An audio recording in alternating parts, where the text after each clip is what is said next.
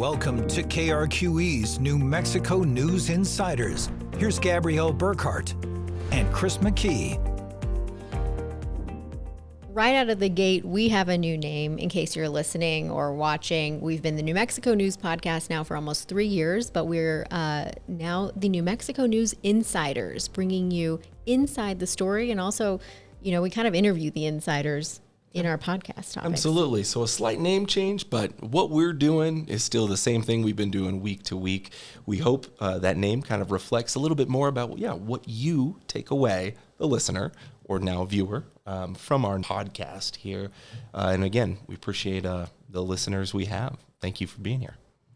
So Gabby, if I said, quote, a future worth fighting for, what comes to mind for you first thing immediately? Okay, maybe like the headline of a book or a movie, some sort of really good catchphrase. It definitely has that kind of it just has that kind of power, that emphasis to it. It kind of what it reminded me of, I think Terminator has, the movie series has something that's similar to that, like fighting for the future. Or it seems like something maybe like Vin Diesel would have said it at could be. Some point in time. Yeah, we're getting Hollywood and kind of dramatic on it, yes, certainly. It does I can see the movie poster, and it's it's not the name of the movie. It's the next line. It's the tagline. Yeah. Well, I have to tell you a funny story about this. So I know when folks are going to see this, it's after both the State of the City and it's after the DNC convention. Yeah. And the State of the City happened the week before the DNC convention, but it turns out that happened to also be the tagline for Vice President Harris. No kidding. And I was sitting there going did we see the same movie? No, it was Yeah, where was the inspiration? So it's not like it's a very, unique or special phrase, but I had to, in many ways I was like, okay, well, if she's using it, it's a good one. On the same wavelength. Yeah. Okay. Yeah. Well, actually, I do think it reflects kind of where we're at as a country and a city. So we can talk about it more, but obviously it means something very important. But yes, also. Yeah. We'll get into that. Tagline. Yeah, I was going to say, regardless of our spin on the line, I mentioned that phrase because the tie-in comes from the 2024 State of the City address from Mayor Tim Keller. It's his 7th year in office in Albuquerque now, and just a few weeks ago, he delivered that State of the City address again, and the theme for it was indeed, quote, a future worth fighting for. Yeah, so what's behind that message and what is the state of the city? We're going to talk all about it today here in the KRQE studio with the mayor himself, returning back to the podcast now for the 3rd time in our nearly 3-year stint so far, so we appreciate it. Thanks, Mayor Keller, for joining us in our newer digital studio. Yeah, great studio. Great to be back. Appreciate it. So you tell us your message. We mentioned it as kind of maybe not the most unique catchphrase. You saw it at the DNC, but a future worth fighting for. What did you mean for that, or what was the message you hoped to get across by using that name for your State of the City address? Sure. And I will say, actually, for New Mexico, which I outlined, and for Albuquerque, it is actually very specific. And the specifics are really around 2 parts. One is, first off, this notion of the future. The future that we're referring to is that we're starting to see some of the big projects that we've been working on actually take hold. So the idea is we actually are going finally in the right direction, but we need to push the pedal all the way down. We need to see it through.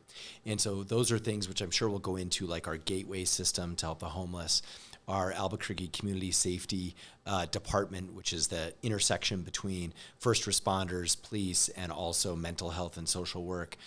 Or it's even things like these landmark placemaking projects like the rail trail.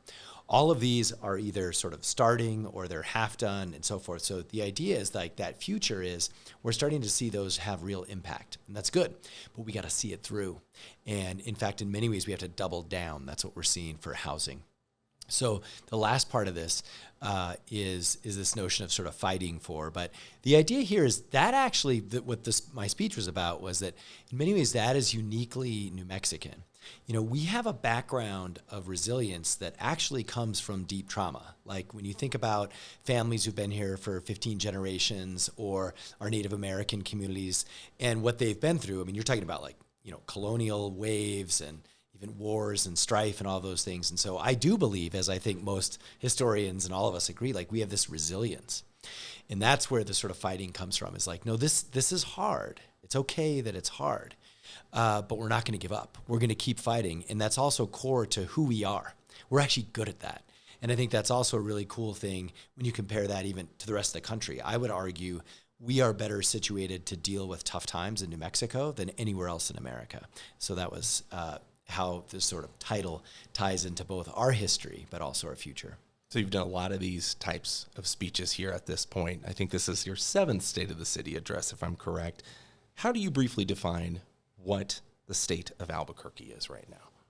Well, first, there are tough times. There's no doubt. And I think last year was probably worse. So in many ways, to my point, we've been through some very tough times, whether it was COVID or it was the crime and homelessness that we were dealing with last year. We still have those. But for the first time in really almost 10 years, even before I got here, we're starting to see some of these long-term trends change. And this is where there is hope and there is optimism. So for example, like homicide is down almost 30%, and it was down last year too. So for the first time in 10 years, homicide's actually going down a little bit, right? It's the same, I think, with, I want to say also burglaries and auto thefts. So now there's other categories like shoplifting that are up. So there's no rose-colored glasses at all here. But you also have to acknowledge that, like, wow, maybe we actually are kind of turning the corner. Similarly, we've, in the last, I think it's 4 years, we've made about 2,200 units of housing. Well, now people are living in those houses. We now house 900 people every night. Now, that's not a good thing because we don't want to be housing 900 people, but imagine if those 900 people were on the street, adding to the other 5,000 that are already on the street. So see, like, in each case, I think what we're seeing is like we actually know there's a path towards progress. That's what's different this year. And actually, that's, for me, it's really refreshing because frankly, actually, for the last 10 years, almost every category in the city has been going down. That changed last year. Last thing I'd say on that is even population. So when you look at like economics, our population grew for the first time in 10 years. That's a great thing.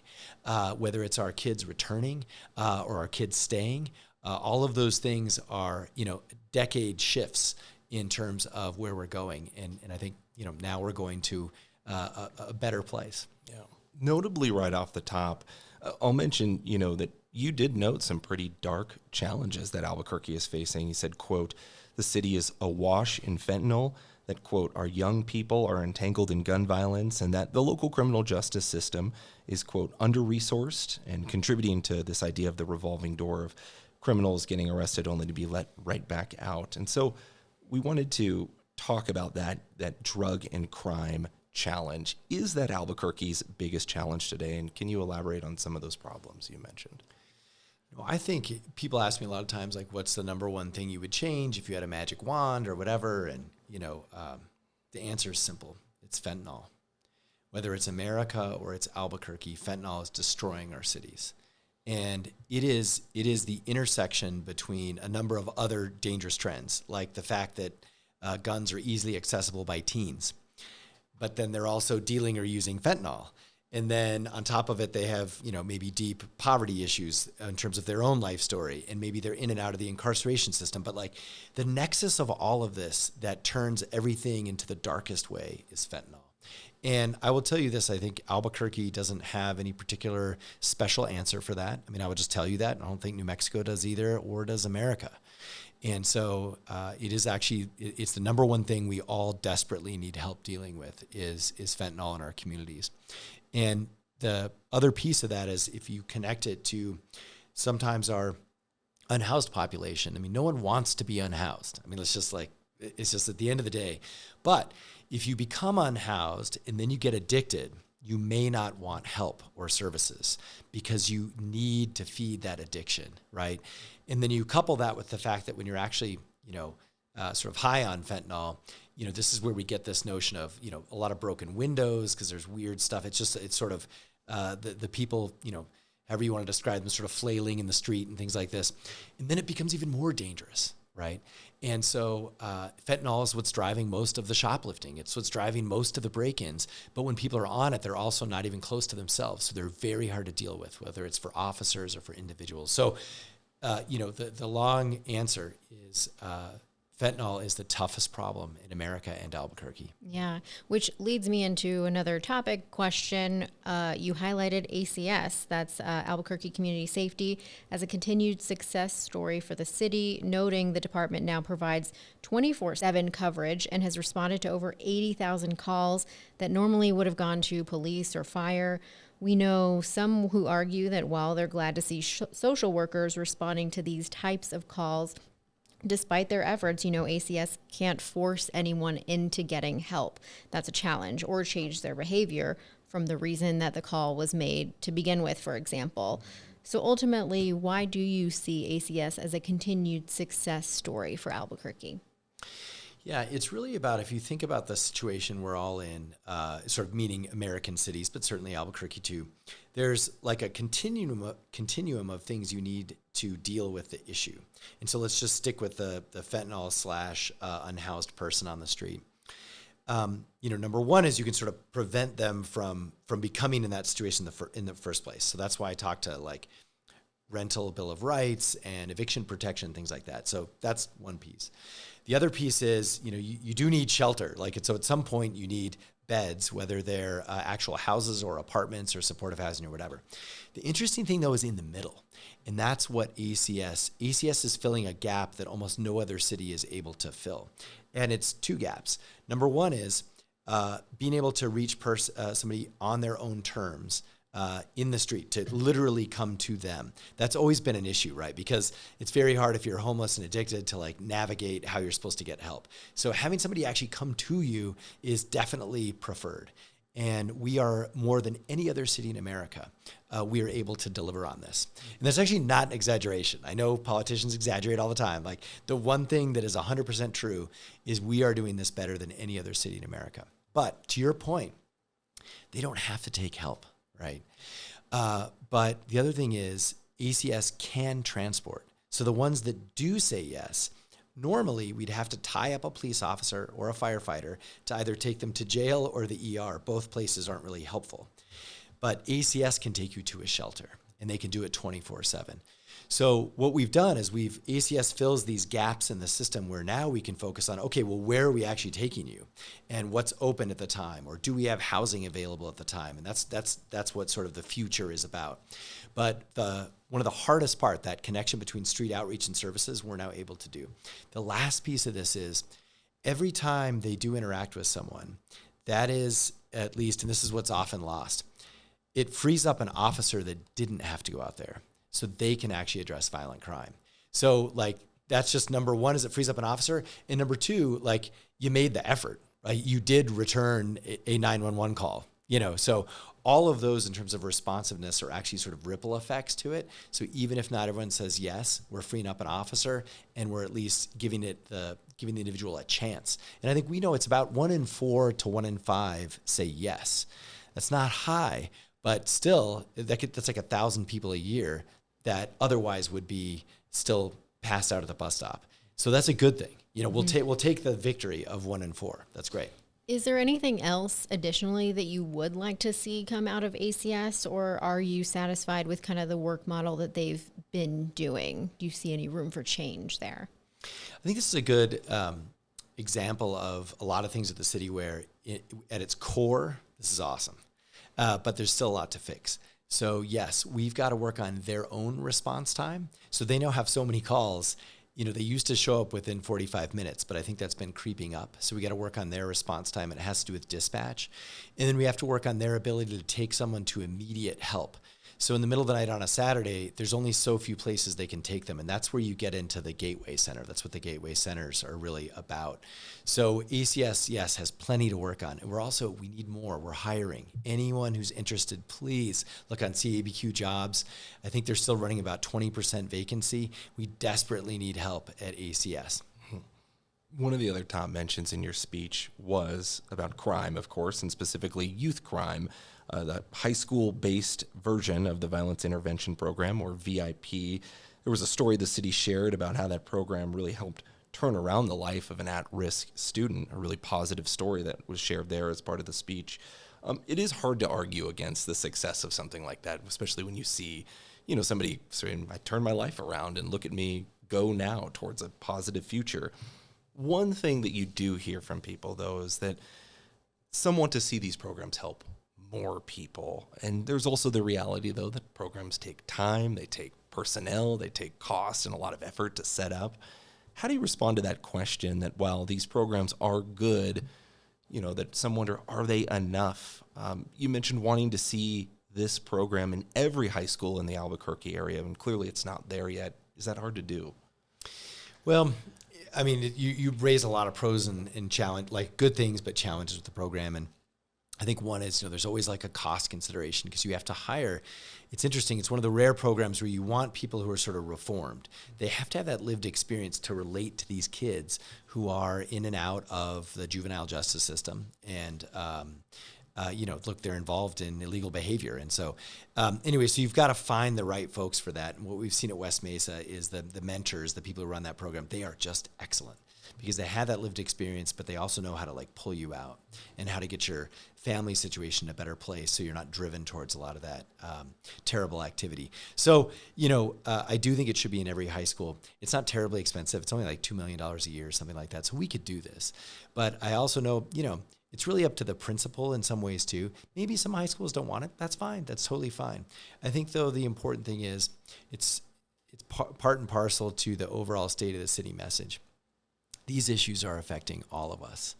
And so if you think, and I have kids in public school, like if you think that your kids are not around some of these dangerous activities and fentanyl and things, I would just tell you to really think about it because I will tell you, every high school, when you ask quietly, all wants these programs because it is a way that can actually help deal with that.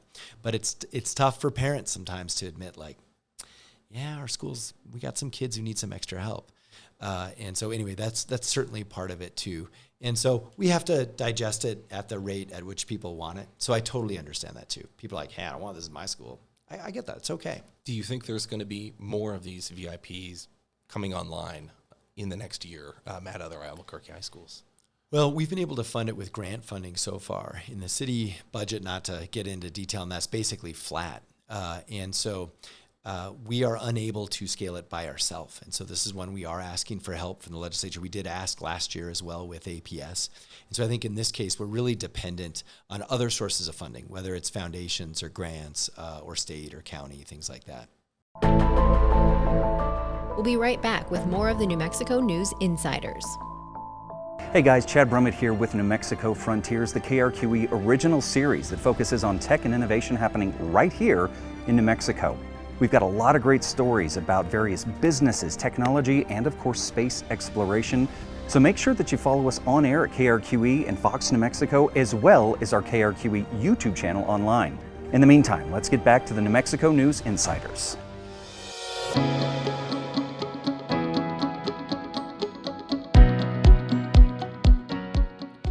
On the crime front, you noted nearing the end of the Department of Justice settlement agreement with APD. That's something we've talked about extensively on this podcast.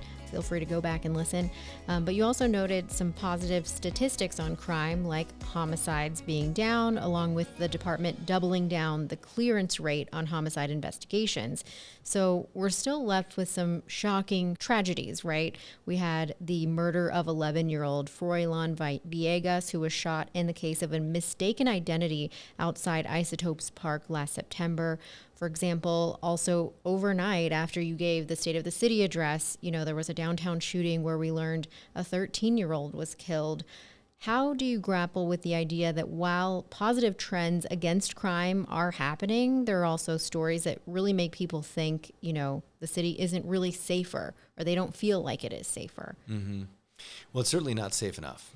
I absolutely agree with that. And, each one of those situations, it depends on the situation, but sometimes I'll even, engage personally with the family to understand what they're going through and to try and help them. And they're all terrible. If there is one homicide, it is a terrible thing.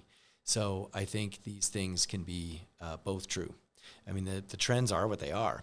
I think I would also acknowledge they're coming from all-time highs. So let's not kid ourselves. Like, just because I say homicides are down, they're coming from an all-time high. So yes, there are still absolutely too many.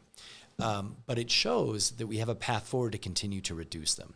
And I think therein is hope. And I think that's true for our city and for all of us. I would say, too, that this notion that APD, the clearance rate, you mentioned that is very important for justice. And I think that's the other thing that was missing for about a decade. It used to be, and I'm going to use round statistics here to not get in the numbers, but roughly you had a 50% chance of never getting caught if you shot someone in Albuquerque. That was statistically more or less true over the last decade. It's not true anymore. And I believe that has to have an effect, right? We are putting those who need to be behind bars, we're arresting them, and we're putting them in jail. And it sends a signal that, like, obviously you're going to get caught. And that has to matter at some level. And that's new. That is just in the last 2 years because of all the investments we've made and so forth. What happens further on the crime front for the city over the next year? Is it technology upgrades, new units, anything else? So we're really working on two fronts. One is, and first off, I appreciate you mentioning the reform efforts. And, you know, the reality is there's always things to do. But, I mean, if you would have told me 3 years ago when you started the podcast that now we'd be in full compliance, I think none of us would have thought that was possible. So it's a credit to the community who's been a part of that, also to the officers.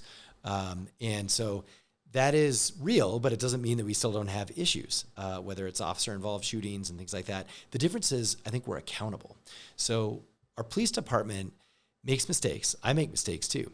I think what we're showing, though, is we learn from them, and we get better each time. And that's why I don't think anyone should count out APD, both for reform, but also for crime fighting. And so what we're adding in the future, technology is a way of fighting crime that doesn't take officers.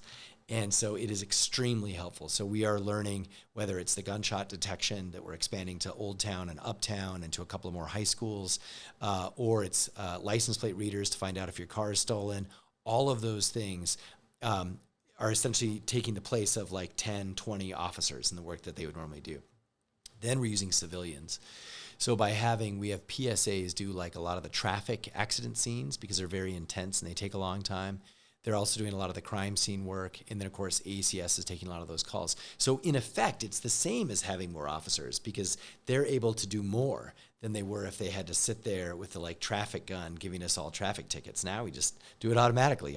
So, you know, we all get more tickets probably. I get that. But that's really the future for APD. I think this notion that, one day we'll just have so many officers that everything will be great and I'll see an officer every day on my street corner. You know, I love that vision, but I think this is a good thing about like a leader that is like real. That's never going to happen, like at least in the next 5 years. So how do we stay safe in the meantime? Technology and civilians and continuing to build the ranks. Homelessness is another big topic we've touched on a little bit, but one of the new announcements that you made during the speech was the launch of something you're calling the Metro Homelessness Initiative, or the MHI. You say it's an effort to, quote, double down on every city effort to get people into housing and off the streets. But what does that mean to double down in this case? And what is the MHI? Can you tell us how is it different from what the city's already doing? Yeah. So one is there's a premise at the beginning. And the premise is this. When you have 5,000 people on the streets and we're already spending tens of millions of dollars on trying to help them, you have to acknowledge we can't do this alone. So part of the Metro Homelessness Initiative is to say we are inviting ideas, whether it's from the business community or different levels of government. We will take any help that anyone wants to give. And so that is an admission that this is a big problem. But it's also a statement that we are going to do it with you. So we are going to walk the walk to try and literally double all the things that are working. So, for example, right now I was mentioning that we house about 900 people a night. We need to house 2,000. So the internal initiative that I've directed my departments to do is how can we be able to house 2,000 a night? And that has to do with housing vouchers and a lot of things that we do. But it goes across the board. So this is why whether it's we need to double the number of shelter beds, but we also need to double the number of housing. So we did 2,000 units in the last 4 years. I mean, we need like 10. But what can we honestly deliver on? Probably 4,000. We can double 2,000. So that's basically you march through every single thing the city's doing. And I'm basically just saying we have to double that. And so there's going to be a lot of work on it, and it's going to be really tough. We need city council's help because we have to move some money. We also need to do everything we can to try and get supportive funding, whether it's from the federal government or others. So across that spectrum, from housing to eviction protection, so that people don't get unhoused in the first place, to even more ACS response, to more shelter beds, to more supportive housing beds. The biggest one is more beds available for addiction and treatment, and that's what's coming at the Gateway Center.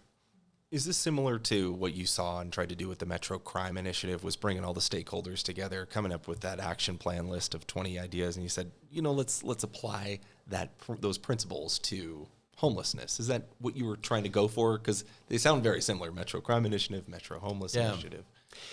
In general, yes, the spirit is the same in two ways. One is we call it Metro for a reason. Like the boundaries of Albuquerque actually are interestingly checkerboarded and zigzagged, but like no one wants to hear about boundaries of the city. Like this is a metro issue. So yes, number one is like we've all got to acknowledge like we're all in the metro together. That's more of, the different forms of government and things like this.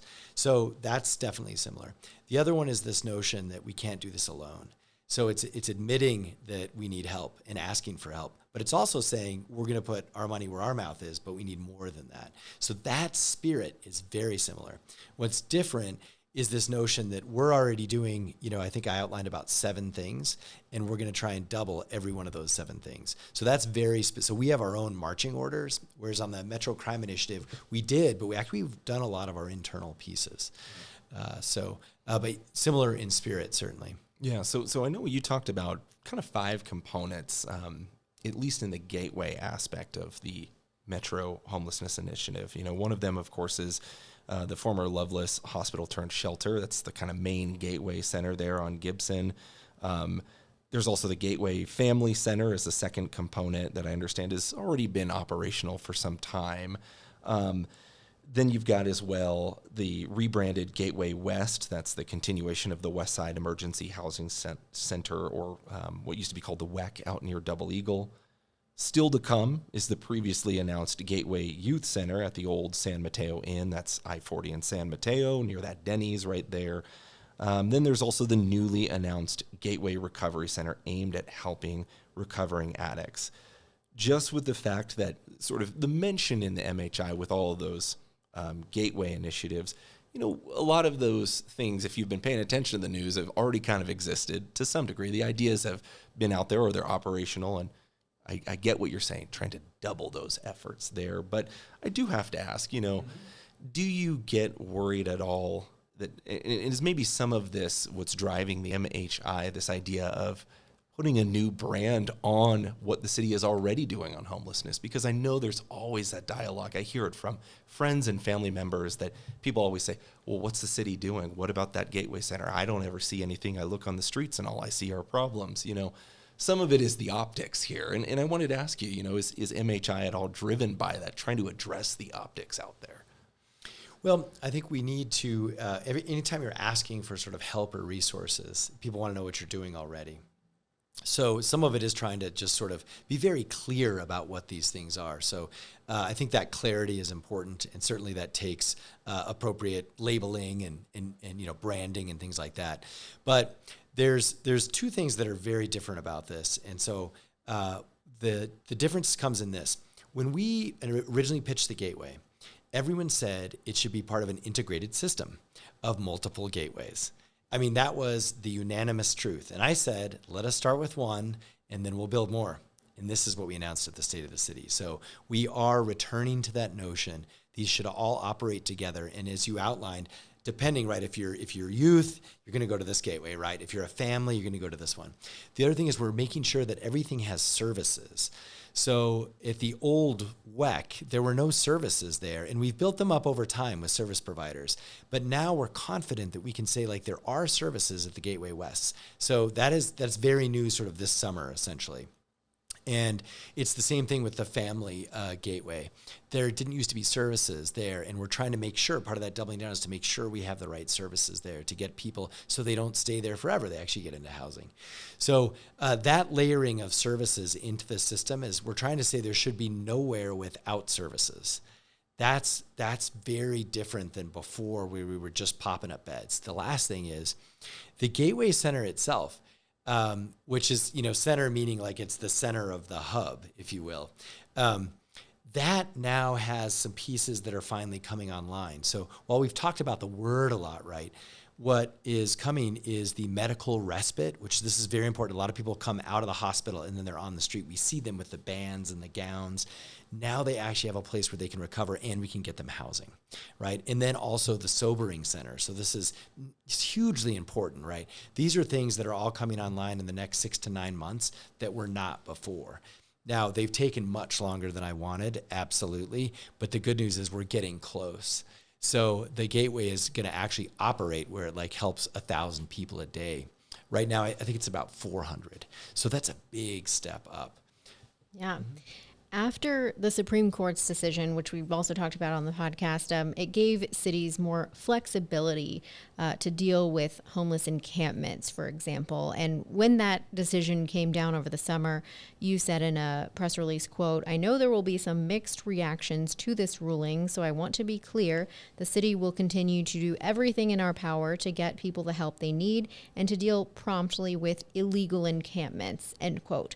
But ultimately, what do you think is like the biggest game changer that the city needs to really make an impact on homelessness, and what stands in the way in your view? Yeah, the interesting thing is when that came out, we were a little bit ahead of the curve in a sense that we already engage and provide services and essentially remove 200 encampments a month. And this is what's funny because I get it. Like a lot of people are like, well, I see them everywhere or whatever. It's like, well, actually, like I know we're overwhelmed, right? We need to clear like 800 encampments, right? But we work with 200, and we've been doing this for several years, so it's not new. I think that's the one thing is so, but we do it in the right way, and that's the other thing is we're going to continue to do that. So we give notice, we provide services, and we also store property, and so but we do not let them stay on sidewalks, near schools, in public thoroughfare. And that's why I think you see in Albuquerque, actually, we do not have Coronado Park. We do not have massive encampments. I know we have a camps problem, right? But we do not have those massive ones. And so the long story is the Supreme Court ruling was really about those giant encampments that we had already dealt with. So now we have the small 5, 6, 4 problem. And unfortunately, though, that's really hard because then you're actually dealing with the challenge people are in. It's not just about removing a giant encampment. Now we did that and we have people everywhere. So, it's like, how do you actually get them help off the street? And so that's what our future is really looking towards in terms of the Metro Homelessness Initiative is how to get somebody actually off the street. It's less about like, do they have a tent or not? And it's more about getting them off the street because we actually, we do work on that 200 times a month. And so, and we also, that's one of the double down pieces. We do need to double the size of the team that does outreach and cleaning. Absolutely. Absolutely. And so we're figuring out how to do that and how to hire. And so just like every other number I have to double, that 200 should be 400. Yeah. You also mentioned a renter's bill of rights, something that's coming soon. Wanted to ask, what is it? What can people expect out of that? And when can they maybe see it? Yeah, I'm hoping this fall. Now, this is going to take help from City Council. These are things that have to go through City Council. And the idea is basically that, we're in a tough situation where housing prices are going way up. And our per capita income finally is going up, which is great, but it's going up slower than housing prices. And so people are getting priced out. So the Housing Bill of Rights is a way to make sure that there's enough sort of time and protection for you to land on your feet. So, you have to give appropriate notice of a rent increase. You have to allow for a certain amount of time for somebody to find a new place. And that noticing is very important because it's not required right now. And there's other aspects in there too. When you have sort of these out-of-state absentee landlords, most of our issues are with folks who are, at some trust like in California that runs it, and they also won't maintain the property. So the other thing is like keeping the property secure. Making sure too, like the air conditioner, you would not believe the number of complaints we have that their air conditioner doesn't work from a tenant. That is the landlord's responsibility. And so we've got to hold them accountable for that. It's interesting. So that's what we get really a lot about. of emails about that too. Yeah. All the time. And see, right now, the city does not have a code or an ordinance to really deal with that. And so that would be part of this. Yeah. Oh, let me just throw in one thing. We do with heaters.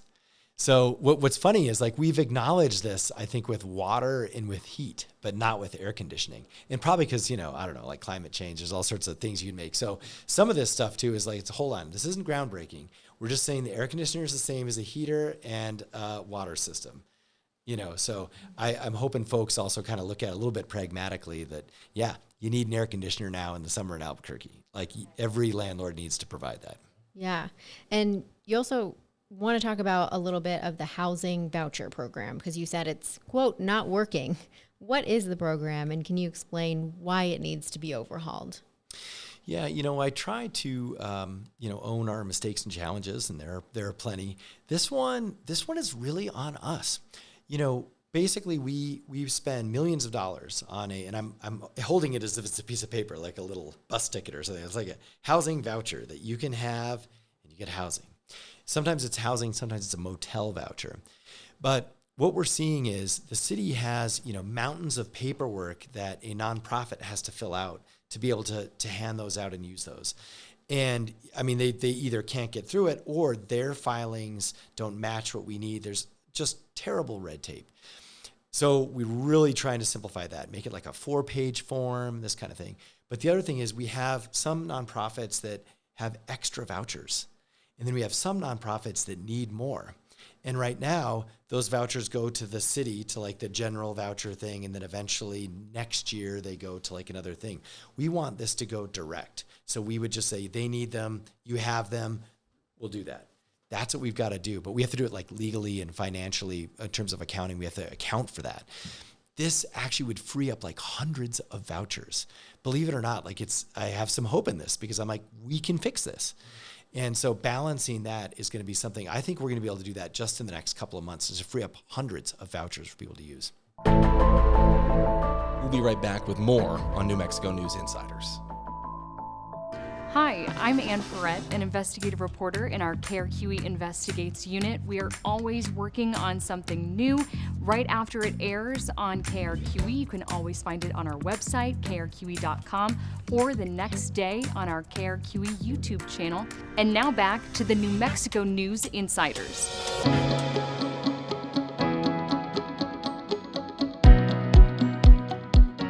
Talk to you as well about economic futures. I know we spent a lot of time talking about the challenges here, but there are some promising things on the horizon economically that have been mentioned out there. We've heard over the last year some big businesses coming to Albuquerque for new jobs. Specifically, there's a company called Maxion. They're promising $1 billion solar cell and panel plant, at Mesa del Sol. That should create about 1,800 new jobs from what we've reported. A few weeks back, there's another company that put in its hat in the ring. Remind me of their name again. I think it is Ebon. I think. Yes, because like I had an autocorrect here that changed it to Enron, which I know is not correct. Yeah. But anyway, we do know that there is a new solar plant as well that they are promising as well over there at Mesa del Sol.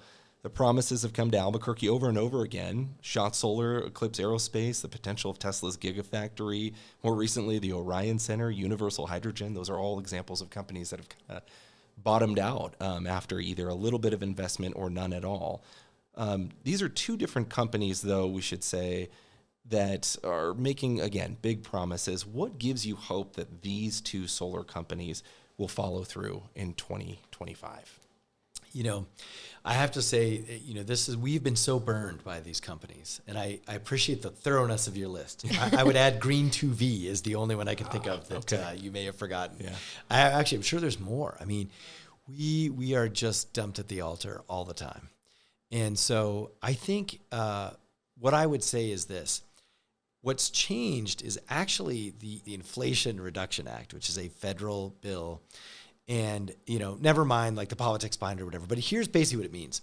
These companies that manufacture in other places, typically Asia, it now subsidizes them to manufacture in America, especially for green products like solar panels.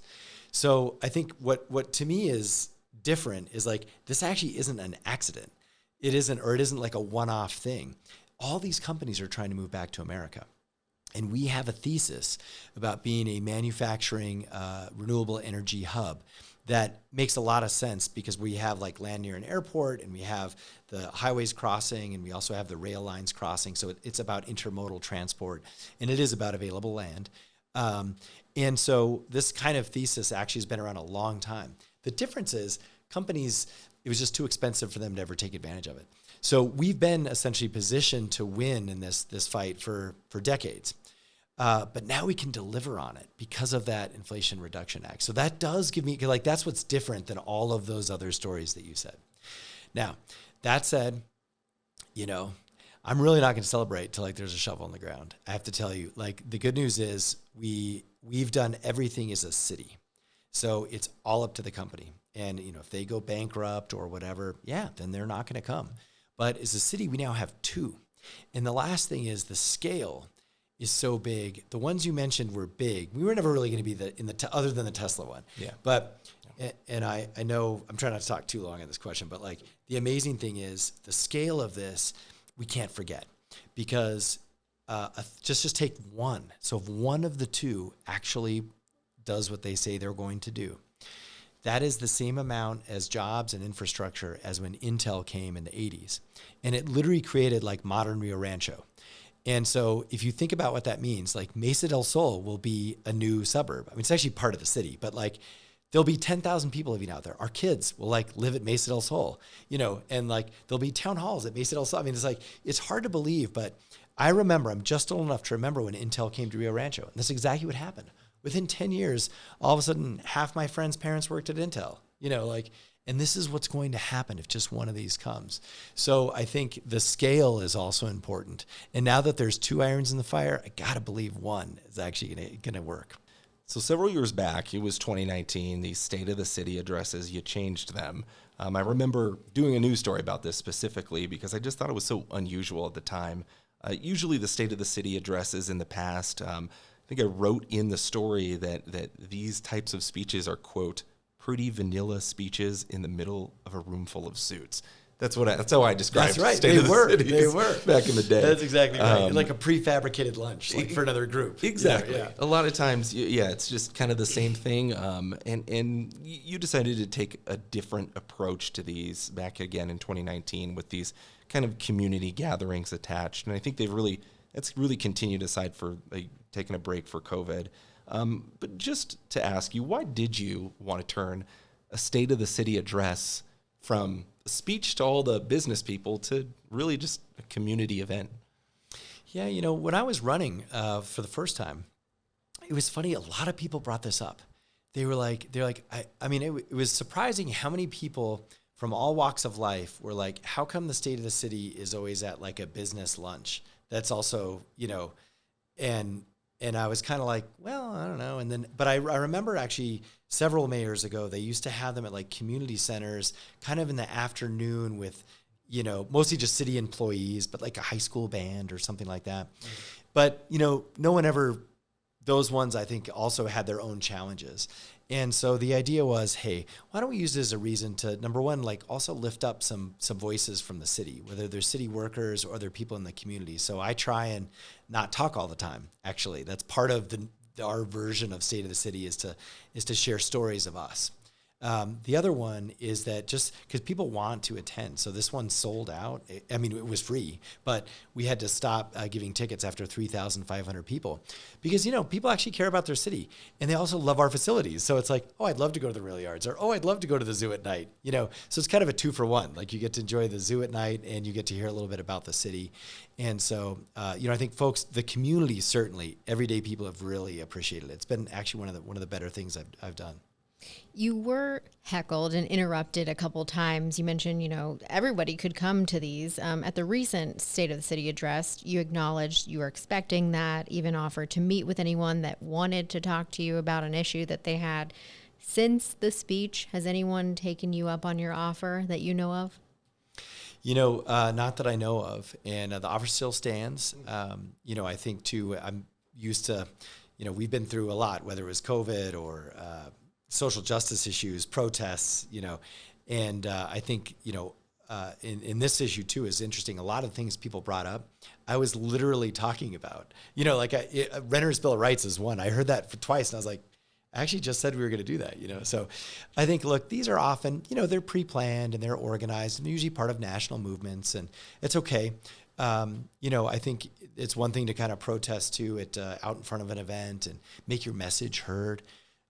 This one was a little interesting because there were families with little kids and picnic blankets. And I will say, it was unfortunate. Some families were like, my 10-year-old was like scared because someone's like passionately, sort of screaming. And I get that, but I don't think it was the most effective way to get a message across. And so, much better actually just meet with them, or there's nothing wrong with a traditional protest instead of the jump up and down in the middle of a speech around a bunch of families. I think it didn't go over well with the people around them.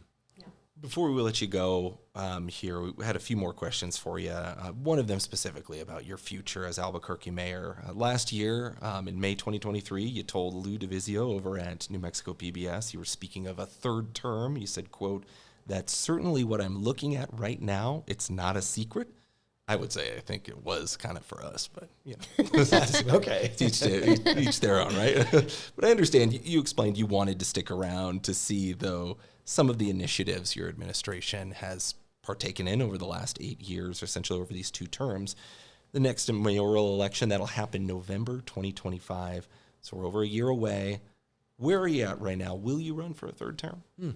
Well, there's always an official announcement, and, certainly the window for that is like February, March, April of next year. So there's nothing official, but it's no secret. I am planning to run for another term, and I think it's for a very basic reason. The future worth fighting for, I want to see through. And a number of these projects are either half done or 2/3 done or 3/4 done. And I just want to make sure that I've got a chance to deliver on those. And I need a few more years. And, some of it is, I remember I realized this because all our deadlines for construction and things like this kept getting moved back a year right after COVID. And I'm like, I'm not even going to be around to make sure we can do this, And so that's sort of when the conversation started about, I just want to see through what I started, and it's going to take a few extra years. Do you see yourself in the long run running for higher office, federal, statewide office at all? Governor? I took this job, and I remember saying that mayors have never gone on to do anything else, and that I was okay with that as long as I could help Albuquerque. And so that's still true in a sense that, it has been a springboard to nowhere. And so I wouldn't expect that to change. So I'm going to focus on, another term. That's what I got to do. And who knows after that? Luckily, I'm still pretty young, so I believe in public service and government, but I have no idea after that. We talked about a lot of the projects, certainly not all of them, though. I know there's a lot more in the wheelhouse for your administration. Do you have anything that is a must get done before you leave office, before maybe even the end of this term? Well, big ones like the whole gateway system, getting ACS more staffed, and seeing our police department actually through CASA, right? So that reform, we're fully compliant, but we need 2 more years to get out of that. And so and the rail trail is a big one. We're just going to start in a couple of weeks, our phase 1 of like 8 phases on this project. So those are all big things that I track. And also I want us to feel safe again. I do. And I think these projects will get us there, but it's a daily fight, right? And so I also want to see downtown take its power back. Downtown should have its own tax increment financing. We announced that. I think part of the reason why downtown has struggled so much is everyone thinks that it's just a pet project of the mayor or of city council. And instead, we should say, here's your funding, here's control, just like most downtowns in America, and you do what you think is right downtown. And so I want to make sure and see that through. So those things are just going to take time. I will mention, though, we are making a lot of progress in investing in our older neighborhoods, whether it's the Martineztown Community Center, the International District Library, Phil Chacon Park, even out in the Northwest, just because we have no multi-gen center there. Now we're building it out there, new boxing gym at Jack Candelaria. So there's also some smaller projects that are they're just awesome. And the communities love that they're there. A lot of those, I think I'm going to be able to finish in the next year. And those ones I really want to make sure that I'm honoring the investment in those communities. And I think most of those I'll be able to do this year. Anything else we're missing, Mayor, that you want to add or want people to know about? I think don't forget some of the small things. We actually we're doubling the number of dog parks. I put a bunch of drinking fountains in parks because, everyone's always looking for, those things we still care about. Absolutely. And also, of course, our beloved Sunport. So this is another one. We'll see how long the construction takes. I'm hoping it's done, at some point next year. But that is going to bring also a bunch of new local vendors, especially food, but also retail and jewelry, things like that. And so that's going to be amazing because that happens about every 50 years. And so for me, that's a really important thing to make sure that we still have an awesome airport that we're set up for decades. And that's what the plan. That's what's in the plan. We just got to finish it. All right. Mayor Keller, thank you so much for joining us. We appreciate it. Thank you. Yeah, appreciate it. Yeah. Thanks again to Mayor Tim Keller for joining us for that extended conversation. If you're watching on air, you can listen to that full version of our conversation on krqe.com/podcasts. That's where you can find the entirety of our podcast, as well as in the podcast players you may download us in. We do also want to note that this is the very first podcast that we have recorded since the passing of KRQE's general manager, Bill Anderson. We appreciate Bill so much in helping get this podcast going over the last 3 years. He was one of our biggest champions. We would always get emails from Bill knowing he was listening, and to really have that support, knowing that he was listening, the boss of all bosses here, and appreciated what we were doing. We always really appreciated that, and wanted to at least acknowledge that out there, how much we are going to miss Bill. Yeah, we can't say enough about Bill. I mean, if you knew him, you loved him, and he had such a hand in this community. And so we know a lot of community members are listening and probably knew or maybe crossed paths with Bill Anderson. But just so you all know from our hearts, he was our biggest champion, right? Like from the very beginning when Chris and I pitched this podcast nearly, 3 years ago, he was fully supportive, on board, but he would also, send us really nice messages and let the rank and file and us reporters know how he thought we were doing and knew that we felt appreciated at work. So we're definitely mourning more than the loss of just a boss here, but really, really a good man. Great boss, a community leader, and we certainly will miss him. We certainly thank him, and we'll always remember him for the contributions he's made, not only to the community, but also, here in our newsroom. He really cared about what we were doing and empowered people like you and I to do this type of stuff. So thank you, Bill. And to echo some of the thoughts of our leadership after Bill's passing is that, he would want us to continue with really good quality work, and he really cared about this community. So if you all have any ideas or a story or someone you'd like to hear from on our podcast, you always feel free to reach out. I'm Gabrielle.Burkhart@krqe.com via email, and gburknm on social media. And you can reach me at Chris McKee TV or chris.mckee@krqe.com. We thank you all for listening.